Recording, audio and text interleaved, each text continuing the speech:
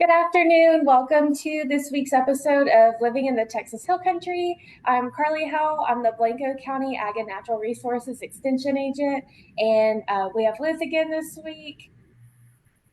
So Liz Tidwell, Wildlife Program Specialist based out of Uvalde, Texas. Thank y'all for joining us. I always want to say this morning, but it is technically afternoon at this I do point the in same time. thing. We have rolled over. But Carly, who do we have with us this? Oh, I almost did it again. Who do we have with us this afternoon?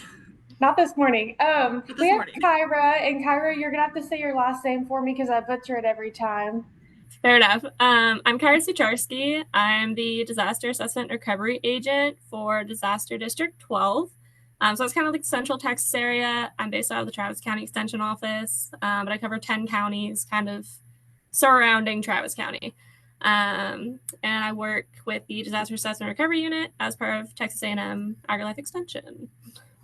So, I guess I'll start off. So, we shorten it to DAR here Yeah, in extension because it that is it's easier. quite a mouthful. Um, Mm-hmm. so can you tell us first, like what is DAR? What do y'all do within extension? What do you provide? So we do kind of like a lot of different things. Primarily, like our main role is outreach and education when it pertains to disaster preparedness, disaster recovery, emergency management, kind of anything involving mostly natural hazards, but anything that could go wrong in Texas, we try and like prepare people for it.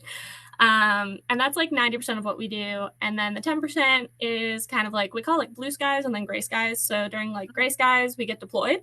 So I was actually just in Kerr County last month for a 2 week rotation. So I was the AgriLife liaison over at the incident management team location. So we do kind of a whole bunch of different things, like a whole bunch of different roles. Primarily over in Kerr County, we were doing damage assessments. I was the LNO, so liaison officer, which is basically just the person saying like, hey, this is what our agency is doing. This is what TDM wants us to do, and kind of just passing information back and forth.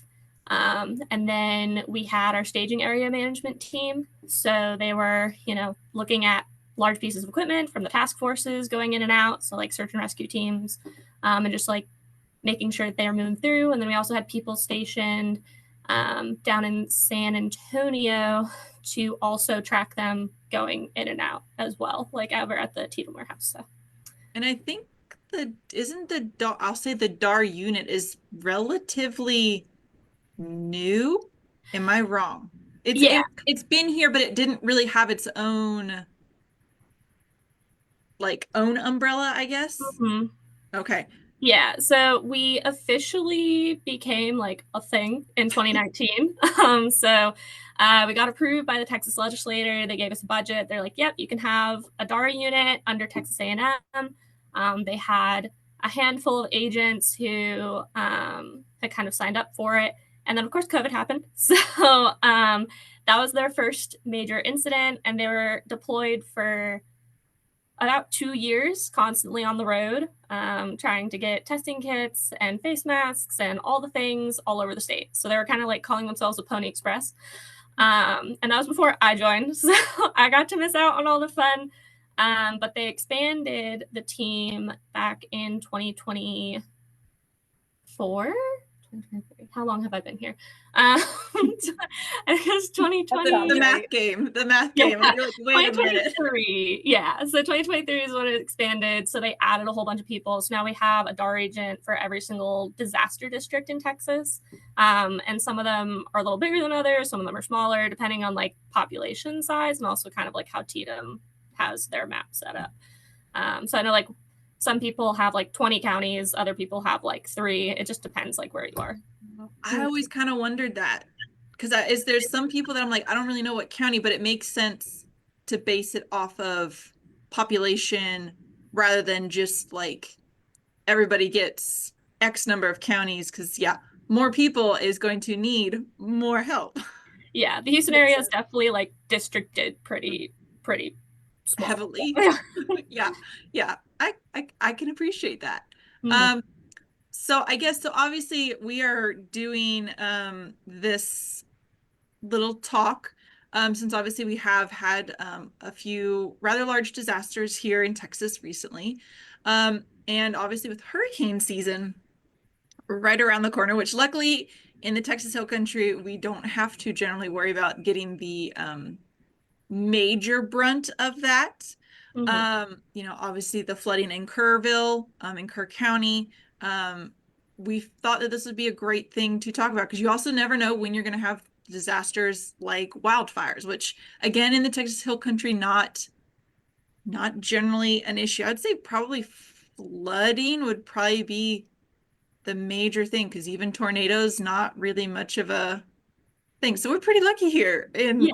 the Texas Hill Country in regards to natural disasters. Um, but we wanted to give y'all just some information. If you are tuning in from outside of the Hill Country region, just talk about some things you can do to get yourself prepared in case you do have to get out at the last minute.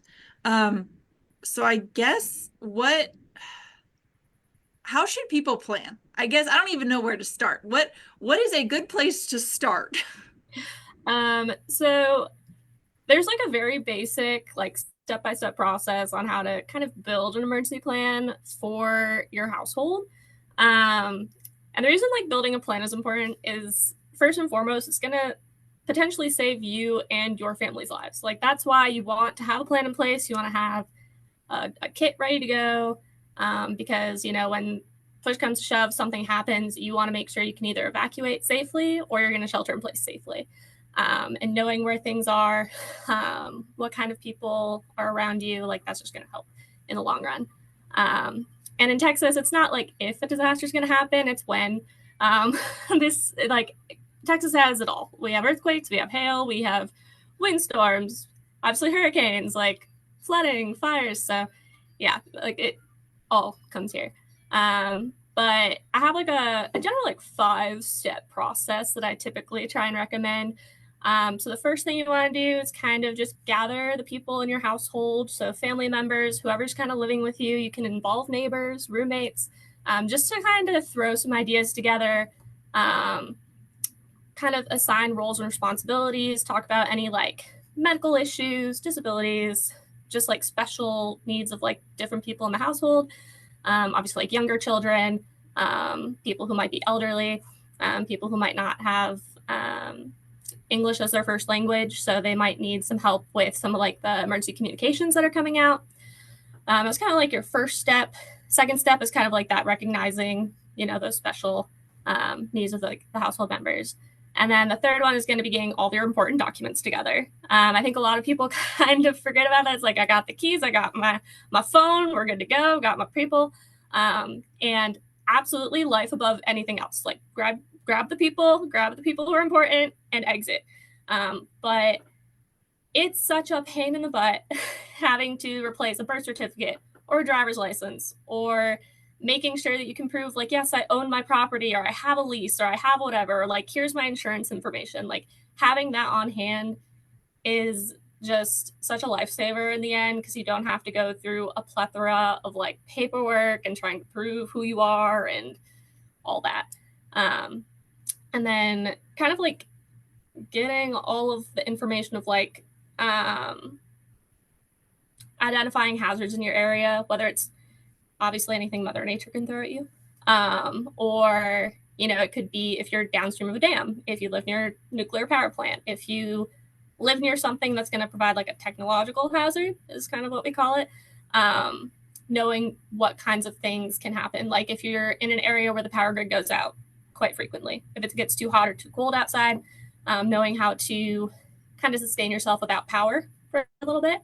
And then also just man-made hazards. So something like, obviously in schools, they always look at active shooter drills. So active shooter is a thing. Break-ins, domestic disturbances, like a hazmat spill, if you're near like a rail line and something like the train derails. So those are all things that you kind of have to identify and think, okay, if this happens, what are we going to do? Because, for instance, if there's a tornado, right? You want to go low to the ground. If you have a basement, a cellar, that's great. So you're like, okay, we're going to go down, we're going to hunker down, we're going to stay. You're not going to outrun a tornado. You can try, probably not going to happen. If it's a flood, you might have time to get out, but ideally you want higher ground, right? You're going to want like upstream, uphill. Maybe you can't get out of your house. Maybe you have to climb up onto like second floor, roof, something like that. So every single disaster, you're going to plan a little bit differently. And then I highly recommend practicing a plan at least twice a year. I know that sounds like a lot, but it's nice to go through it, especially like with a little stopwatch and be like, okay, so you are going to grab the baby. You are going to grab the bag. You're going to grab the dog. Everyone, tornado is going to happen. 3, 2, 1, go. And then everyone's going to disperse. You find the stuff. You figure out, is the kit that we have like totable? Did we get out here in a good time? Did we get to our sheltering location in a decent amount of time? And then you can like rehearse it, you practice it. And then you can also take a look and see like, oh, is the food that we packed expired? Is the clothing that we packed, is that season appropriate? You don't want like a jacket in the middle of July rather than, a pair of shorts and tank top, but you don't want shorts when it's, 30 degrees outside. So things to just like think about when you're actually practicing the plan.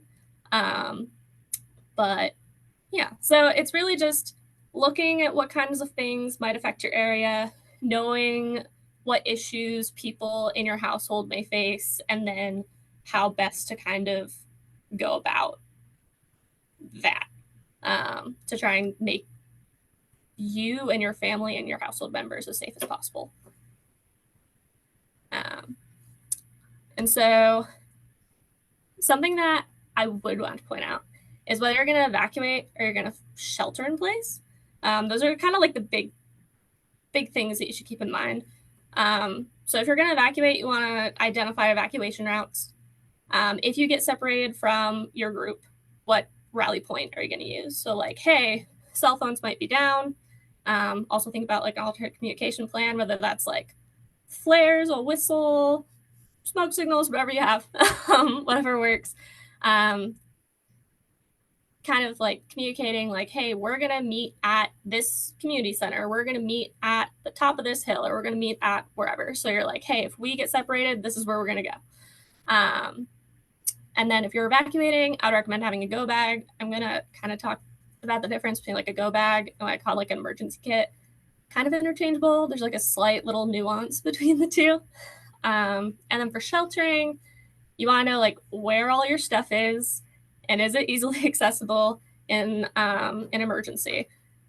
Where you're going to shelter in place, kind of like we talked about, like tornado versus flood. And then is there a time that you're going to decide to evacuate? So obviously like having a NOAA radio is really important, or having some kind of way to get information that isn't just your TV or your phone.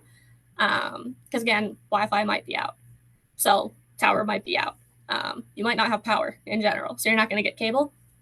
No, weather radios are great. They're going to tell you exactly where that storm system is, what areas are affected, things like that. So you can be like, okay, it's either getting worse or it's getting better. Maybe it's going over you. But if you Where can you get the NOAA weather radios? Is it the Amazon, or do you have to go directly to NOAA to get one? You can go right off of Amazon. I actually ordered one because I'm trying to build a kit that I can like show people. But yeah, so you can get one. They're battery powered. I always recommend either battery powered and then having extra batteries, or hand crank radio.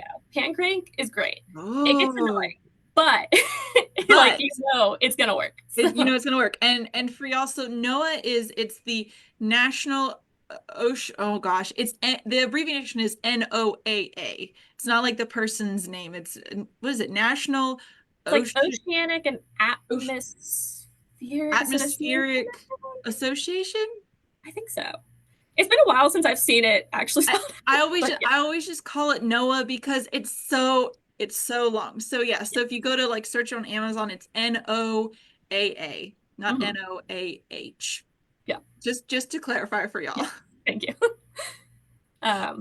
But yeah, so highly recommend those. They're probably the best thing. I mean, you're only gonna get NOAA information from that, but that's really all you need if it's something like a major storm that's happening. So Oh, good news is if you get a crank radio and you have kids, you can entertain They them when love it's your turn. It is your turn. This is coming from a mom here. You're just like, hand it just here. It's your turn to crank the radio.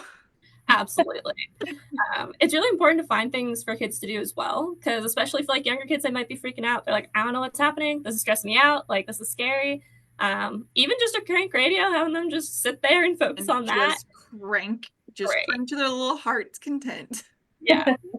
And also packing like puzzles, games, whatever keeps them busy. If they have like a little safety blanket that they love, make sure to have that somewhere. Make sure to have that. Yes, Yeah. absolutely. Absolutely. Yeah.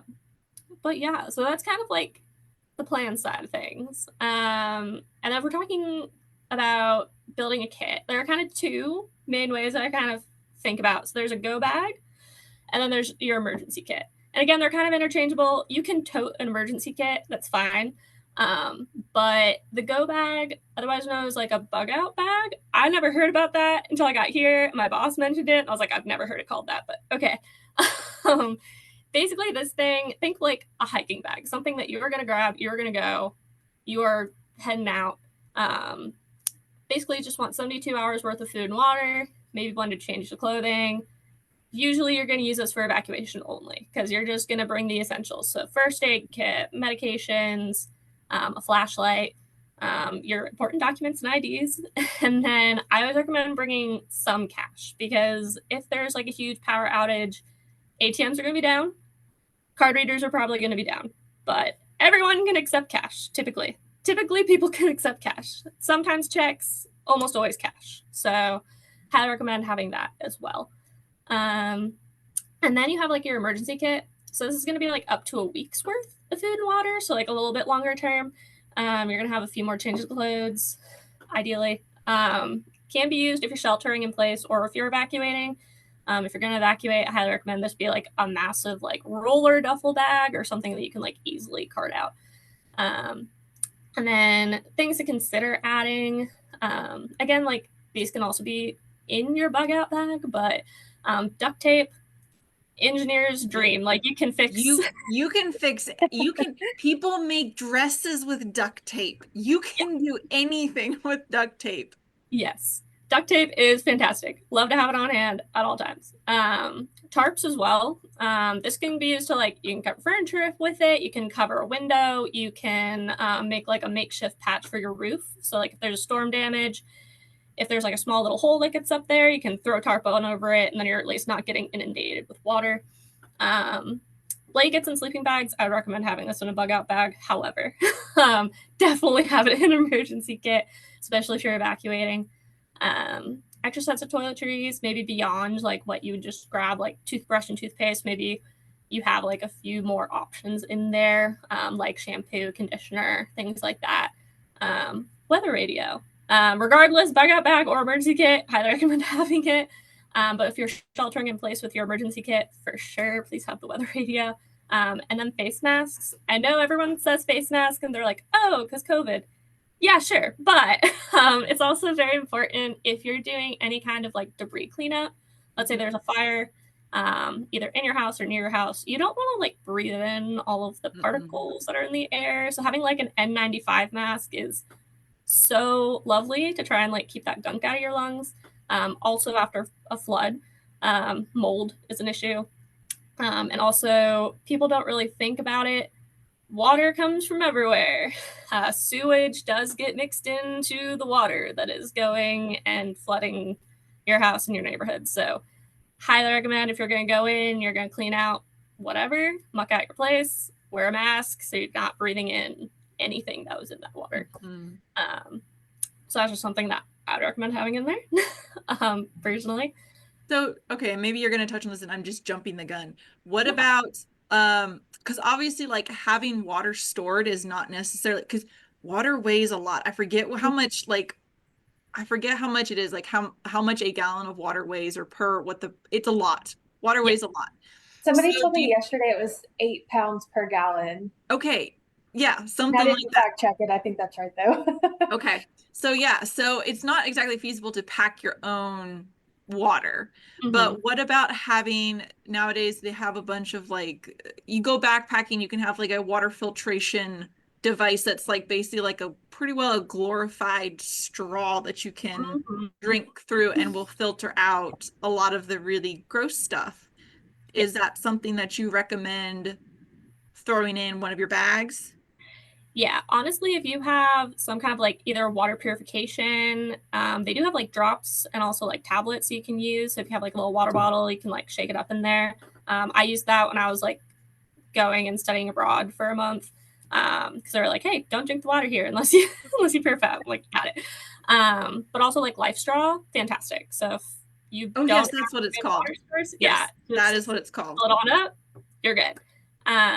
Also, like in a pinch, let's say like you're going to fill up your bathtub with water because you're like, I don't know if the water's going to shut off. We're just going to fill up the bathtub. We're going to leave it there. And you're like, well, we haven't cleaned the bathtub in like maybe a little bit. And this is what we're drinking. You can obviously use like the things in a bottle, right? So the drops, the tablets, you can use a Life Straw.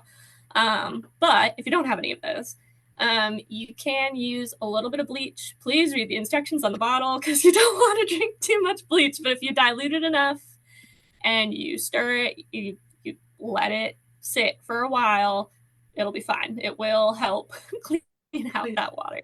Yes. In a pinch. So there's that. So that is always an option. And we do typically recommend for people, you want 1 gallon of water per person per day. So it's a lot of water. So again, as you mentioned, it's heavy. So, and it does take up a lot of space. It is a pain to have to move all of that. I would say at a minimum, just have like that basic gallon per person mentality for at least like the first 24 hours, because then you can try and go source some water. Yeah. But if you at least have like water for a day, you're good. And if you need to get like a suitcase or something, just throw it in there and then like wheel it out. That's totally fine. And then for small animals, for like cats and dogs, they recommend 1 ounce per pound of body weight per day. Because you always have to think about the furry friends. If you're gonna bring them with you, they also need water. So I'm gonna let anyone else do the math. But basically 30 pounds is like 30 ounces of water. Times that by how many days? However, okay, a lot of water. A lot of water. And then another thing to kind of keep in mind is like a lot of people buy like the gallon jugs. Like they buy like big jugs and they're like, we're just gonna have this, we're gonna have them all here. And that's great. If you have tiny humans with tiny hands trying to drink out of the gallon jug, not good. It doesn't really work very well. So I recommend getting at least like some small bottles if you have like some kids in the home, or maybe if you have like sippy cups or something to bring with you so you can like pour it in there so you don't have like water going all down the front. Yeah. You wasted the gallon of water that you brought along. Yeah. So I guess people should, food-wise, think more along the lines of like the freeze-dried type food, because obviously canned food is great. You don't have to heat it up. You literally crack it open, which can opener if you're going to have. Yes. Thank you for bringing that up. A lot of people forget that. They're like, I have the canned food, and then they don't have the can opener. You can't eat the food. Yeah. Or they're like, oh, I can just use a knife. And I'm like, no, because then if that goes wrong, you're going to go to the emergency room. Please don't. Do that. So, yeah. I think any kind of shelf-stable food is great. So, obviously, if you want to do canned goods, great. Totally fine. I personally have like a whole bunch of dehydrated meals. They're like camping meals. I cannot for the life of me remember the company, but you can find them at Walmart. You can get them at Walmart. There's a wide variety. You can have like spaghetti, and I think pretty well short of like steak, you can pretty well have like enchiladas. I'm trying to think of some ones I've seen. Yeah, they got the iced.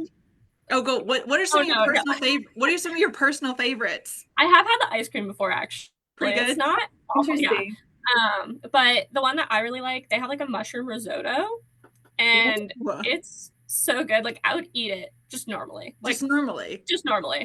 Like, and way faster than actually making risotto from scratch, because I think it's like 30 minutes to make risotto from scratch. I think I like to watch cooking shows. Fun fact about myself. So that's the only reason I think I know how long risotto takes to make is like 30 minutes. Yeah. So those are great, and I do recommend them. At least have like a few on hand because let's say that you keep your emergency supply of food like in your garage or in your car. If it's like the middle of winter, that stuff's frozen. It's gonna take a while to thaw out, especially if you don't have like a stove or something to cook on. Having that dehydrated meal is just you add water, ideally warm water or hot water. It's gonna cook faster and a little bit better. I've had tepid water and just used body heat. Takes a little longer, tastes totally fine. It fills up your stomach. It may not be the best, but if you're hungry, you're gonna eat it. Yes. So there's that. You can also think of like some snacks like jerky, crackers, nuts, freeze-dried fruit. Great, healthy, lovely. Some granola. If you do have stuff to cook with, you can kind of think about more filling items like oats and pasta, so it stretches you a little bit further. And also just you can make a bunch at once. And then obviously if you, I don't want to say it's like, there are people who can't live without coffee. If you want instant coffee, have your instant coffee. Make sure you have. Yeah. And if you can't live with like plain old like canned green beans, maybe put in like some seasoning packets or something. If you do have something to cook on, have some oil so you're not gonna like ruin the pan and you don't have to like scrape things off of there.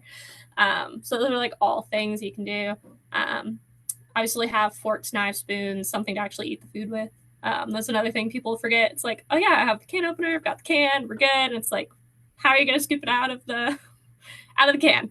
I mean, fingers work technically, you can. But it becomes one of those where your hands may be dirty and the only water you have to wash your hands in is nasty, questionable, unsanitary water. I just had a thought of the movie Tarzan from when I was a kid with the Tantor and asking his mom, is this water sanitary? It looks questionable to me. Yes. Yeah. So, I mean, you do you. If you want to eat it right out with your fingers, have at it. But I would how primitive you want to get with it. Yeah. I would recommend maybe using at least a spoon or something. So do you recommend packing something like metal utensils versus plastic, since metal you can pretty well, it holds up a little bit better versus the plastic can kind of degrade a little bit with some use?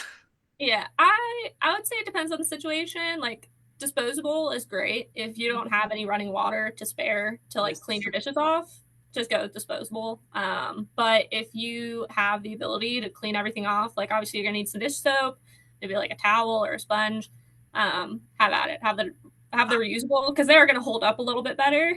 I was thinking a little bit more feral and just sticking it in my mouth and cleaning it off, like just pretty well just lick it clean at that point if push comes to shove. Because I've been on some camping trips where it's like, yep, I'm just gonna clean it off the best I can with my mouth, and that's. I've been there. Yeah. Yeah. Yeah. But yeah, totally like dealer's choice, whatever they want to do.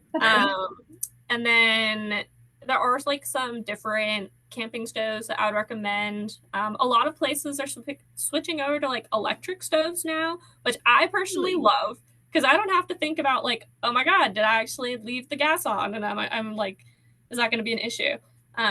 But if you have only all electric and like your power goes out, you obviously don't have gas to like light your stove.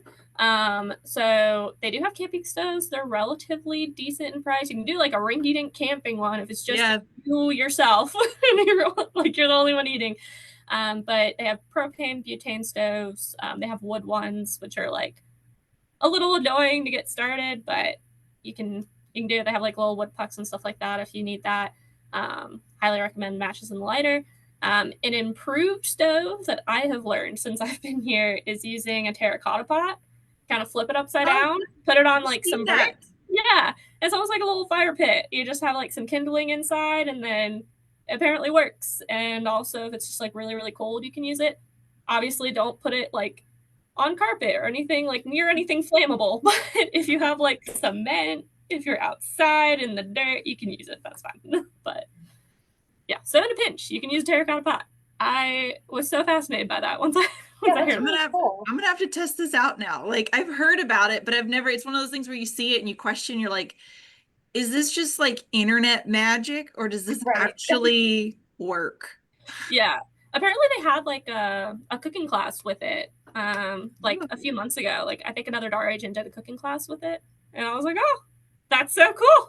I was gonna That's say, really cool. what you're telling me is just befriend DAR agents because they have like all the survival skills necessary in a pinch. Because y'all just, I'm not gonna say this is not what y'all do all the time, but every now and again you get to go do cool stuff like that where you get to learn how to cook with a terracotta pot. Mhm. Yeah, we do know some tips and tricks here and there. Yep. Mhm. Mhm. uh, Oh, I guess, is there anything else that we've missed or you wanted to cover? I was gonna say, I have a um, couple questions if you are, if we have covered everything.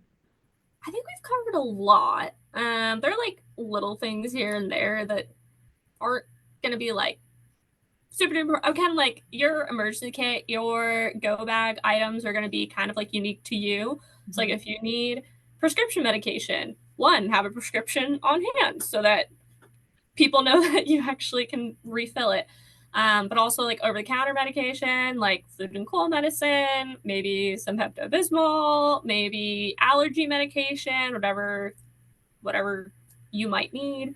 If you do have a teeny tiny human, a little newborn, having some infant formula on hand Yep. is pretty helpful just in case. Not everyone uses formula, but just having it is just a nice little like safety net, Yep.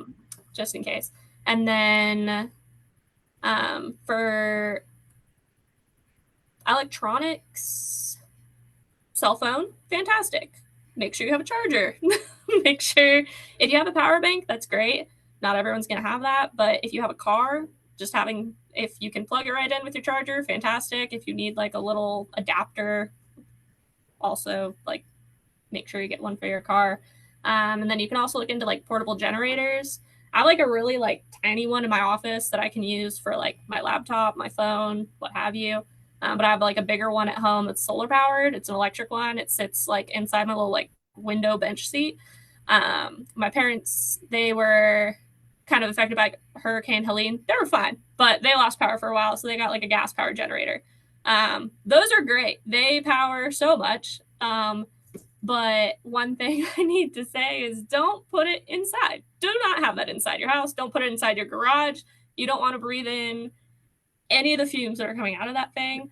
A lot of people just put it in their garage and like, oh, it's fine. I'm like, no, no, it is not. Put it, 10 more feet out that way near your driveway. Just don't have that even within the building.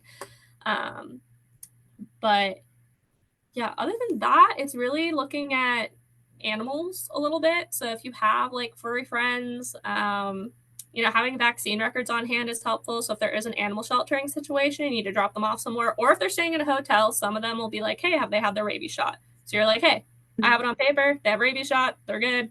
They're good to go. Having photos, so in case your pet runs away, or they get swept away, something like that. You can say, hey, I'm looking for my pet. This is a recent photo. Or if you find them in a shelter, you're like, hey, look, I have like proof, like this is me and my dog or me and my cat. Legal documents are also great. Not everyone has them. I know, like, I just Venmoed the adoption fee for my cats. So, like, there's no paperwork that says that I own them. But I do have their microchip information, which is another thing that you can use to say, like, hey, that microchip matches what I have. That's my animal.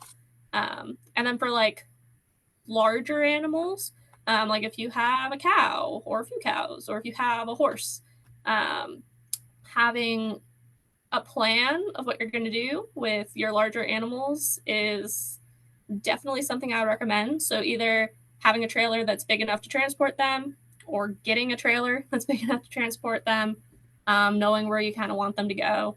Um, Either like if you have a neighbor who can take them, or if you have like an alternate location to kind of like house them temporarily.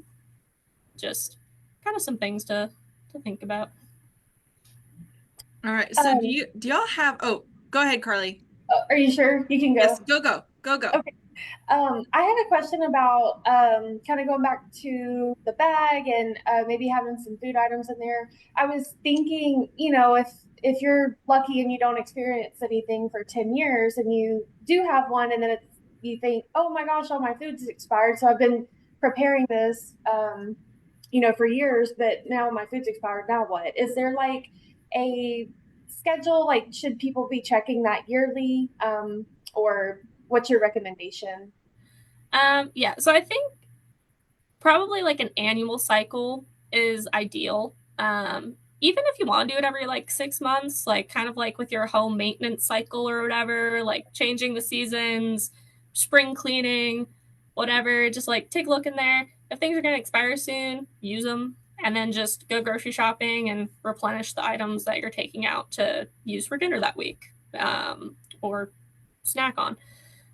But yeah, definitely want to look at the expiration date, just to make sure that you're not going to be stuck with like spoiled food. Yes, that was a way more important question than the one I had. Oh no, you're good. So do y'all have a place that people could go for, I'll say like a sample packing list of everything that we've kind of just discussed today? Do y'all have that on your website or somewhere? I haven't looked at our DAR website in a while. I'm not gonna lie. That sounds But bad, but they keep if it makes you updating it. And if it makes you feel better, I don't think Carly or I check the AgriLife website. We know it's there. We know certain things are there. And it's one of those things, I know y'all are a fairly new agency portion. So it was one of those things where I wasn't sure if that was something that had been put together. I know y'all are constantly busy with things going on, which is, great for you that y'all are busy, not always great for the people that are obviously experienced said natural disasters, but great for y'all. Mhm. Yeah. So I don't know if ours has, I'm sure there's something on there that people can click Oh yeah. on. But if they just want like preparedness materials in general, and kind of like where I pulled a lot of this list from Mhm. is ready.gov. Very. Okay. Yeah, so it has a whole bunch of stuff. It walks you through how to make a plan. It has like a huge, like, over-encompassing list of items that you can put into like your emergency kit. They have like additional resources. Um, they also have stuff for like businesses and kids, like a whole bunch of stuff that you can find on here, and everything's free. So, Nice. Best label, free. yes. Yes. Oh, I will say, probably put your important documents in like a Ziploc bag. Yeah. They're generally not, they look pretty, and that's about the extent of it. They're not super waterproof. Yeah. So definitely there's a book bag. If you have like document protectors, put them like in a little like portfolio thing. I know that they're like fireproof safes. It's not very portable. I have one in my apartment. I'm not lugging that thing out with me. But I do know I've like stumbled upon some waterproof slash fireproof document protectors. So it's still thin. It's not like a massive safe or Oh, anything. And you can just like slip in important documents and then throw it in a bag. So Nice. nice. Oh. Well, I guess if y'all have any questions, find your local DAR agent to reach out to them with any questions. But hopefully this is information that y'all never need to actually utilize. And your go bag just sits in the corner, ready to go, but you don't ever need it. that's always. Um, yeah, yeah. Carly, you got anything else? I don't think so. I'm checking the Facebook. I don't see any comments. I did add that ready.gov website to the comments too, just so that it's readily accessible. And I peeked at it real quick. It looks like a really cool website. Awesome. Well, um, thank you, Kyra, for joining us today. Thank you. Yeah, we greatly appreciate it. We will see y'all next week. And oh gosh, I looked and I completely forgot who we have Yeah, on next week. we Oh, have the New World screwworm. Sorry, I know you just said that you're tired of hearing that word, but it, it's a um, thing. yeah, so Dr. Swire is going to join us and just give like a real quick update on that. And so if y'all have any questions, feel free to bring them ahead of time and let us know. So yeah. Yeah. All right. We will see y'all next Tuesday at noon, net 12:15.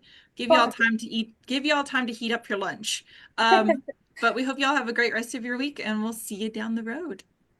Thank you.